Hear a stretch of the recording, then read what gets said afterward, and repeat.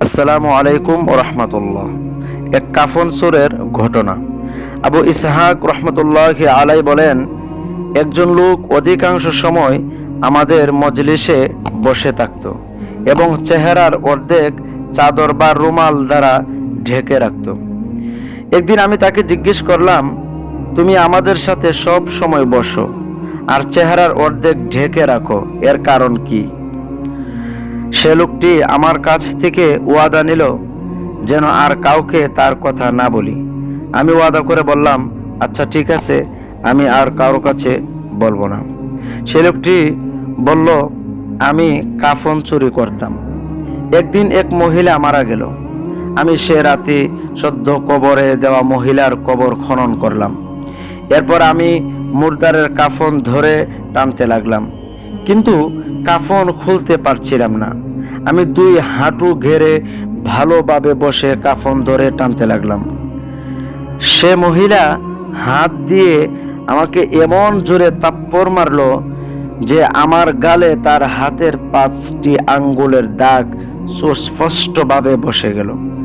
আমি গালে হাত দিয়ে সে দাগ অনুভব করলাম।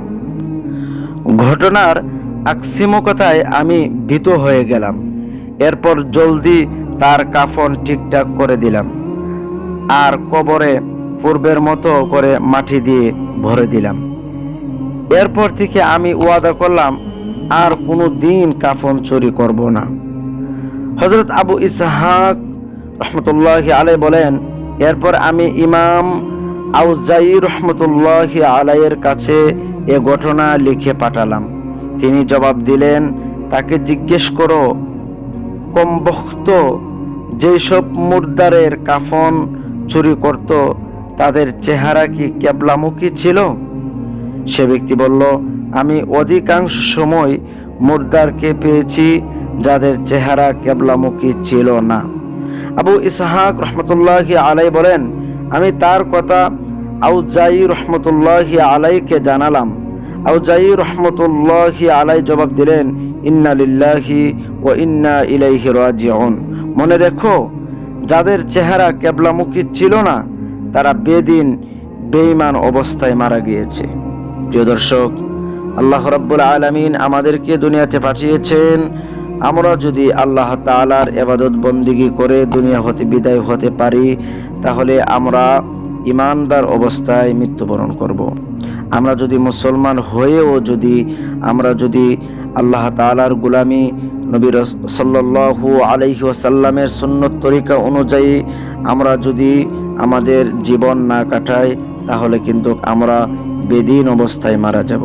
আমরা যদি আল্লাহ তাআলার কাছে দোয়া করি সর্ব অবস্থায় আল্লাহ আমাদেরকে ঈমানের সহিত মৃত্যু দান করেন এবং ইসলামের জন্য আমাদেরকে কবুল করেন, আর নেক কাজ যদি আমরা করে যেতে পারি, দিনের কাজ যদি করে যেতে পারি, তাহলে ইনশাআল্লাহ আশা রাখতে পারি আমরা ঈমানী অবস্থায় মৃত্যুবরণ করব।